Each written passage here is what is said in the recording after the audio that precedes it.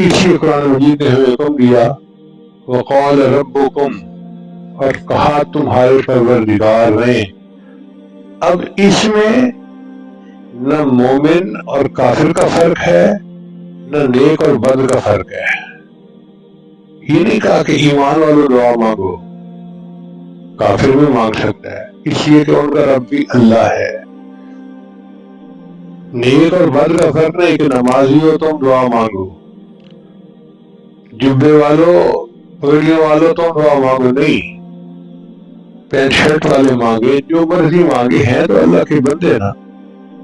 تو قوم کی ضمیر سب کے لیے ہے، ہر انسان، جو انسان ہے، نیک ہے، بد ہے، مومن ہے، کافر ہے، سب کے لیے اللہ کا حکم ہے۔ وقال ربکم، اور فرمایا تمہارے رب نے، ادعونی، مجھ سے دعا مانگو، استجب لکم، میں تمہاری دعا کو قبول کروں گا۔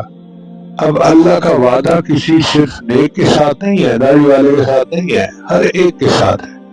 حتیٰ کہ کوئی شرابی ہے، زانی ہے، ڈاکو ہے، چور چکار ہے، جو مرضی ہے مانگے گا اللہ قبول فرمائیں گے۔